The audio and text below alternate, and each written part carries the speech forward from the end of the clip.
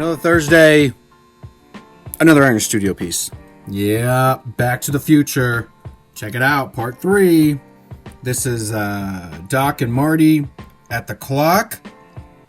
If you remember that scene in the movie, it's pretty fantastic. The whole trilogy is pretty darn good, I'll tell you that. There are lots and tons and billions, I wouldn't say billions, but there's millions of Back to the Future fans out there. This is a 1/10 scale, the deluxe version. I don't know why I go normal, but that's what you do. Sorry about the light in the back.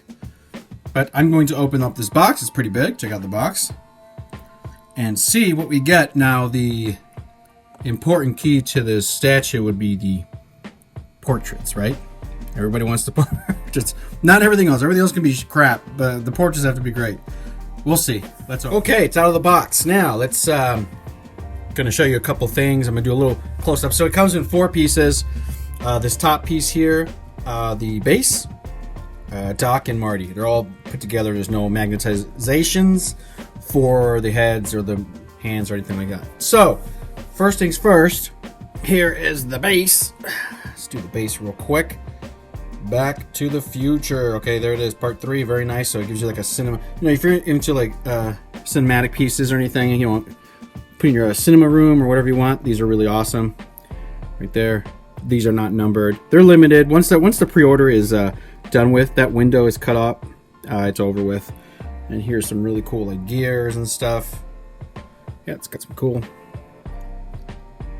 little pipes and all these stuff and rivets and very nice. So it's a very simple base, very cool. And I have another base here. I explain why. I'll explain why. So here's the clock. Let me take it out here. So this clock is made out of. It's very light. I think this is a resin, but a very light resin.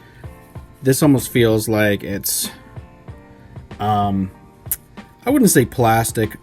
You know what? It is a plastic. I just don't know what kind of mixture of plastic it is. But it's nothing. This material is not even close to what the material of the base is.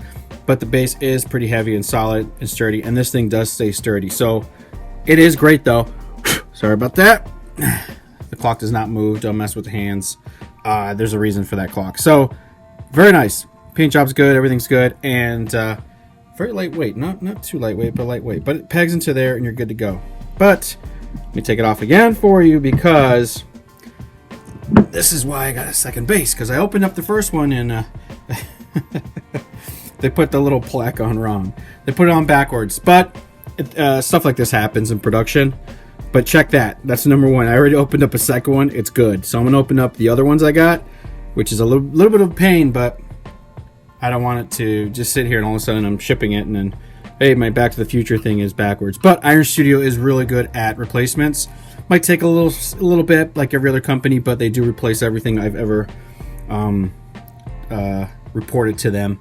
And us being authorized Iron Studio peoples, we can get stuff replaced for you pretty well. So that is the base for that one. That's okay. And now I'm going to show you Marty and Doc. All right, here's Marty. And let me get closer for you. I think he is the weakest of the portraits. Does it look like him? Yeah, it looks like an older Marty McFly. And I'm not sure if he was supposed to be a little older in this picture or the same age. But this is the weakest of the portraits. It's not bad at all, though. The flesh tones, everything else, everything is pretty good, like Iron Studio does. And then here's the coat and everything else to it. Pretty plain. But there is your. Let me get a little closer. All right, that's a little bit closer look to it. Sorry, my camera sucks, but that's what it is. So, is he a little off? I would say a tiny bit. Yeah, he's a little bit off. He is the weakest of them. Doc looks fantastic though, so let me show you what Doc looks like. Alright, there's Doc Brown for you. Let me see if we can get a little closer. I don't know why there's crappy light today. Zoom up there for you. Alright, so there's Doc. Looks good. I think it looks really good. His suit's pretty good too. And here's another little close-up for him. I'm sorry, I'm battling the camera here all of a sudden. So here's the coat. It's got a texture to it, a little plaid to it, very nice. It's all polystone, there's no plastic to it. Very cool. Paint job's good, fantastic, but that's his portrait. So I think they hit that one pretty good. And then you got Marty, which looks close, but you know what I'm saying? I mean, he looks really good. Might be a tiny bit off, I'm not sure. But the eyes and everything, the application's good. But if you look at the picture again or watch the movie again, I think he might be a little bit older in that scene. So pocket watch, very nice. And then there's the shoes and everything. I'm gonna put them together for you now and see what you get all together. Okay, ignore the mess behind me. There's a lot of boxes and stuff. I get it. Guess what? We're a statue company. So there it is, all together. It's pretty big. It's big. Look at my hand here. It's big. It's a big piece. So it will take up a little bit of space. Compared to a 1/3 though, it's not that big. But I was saying it's big for a 1/10 scale.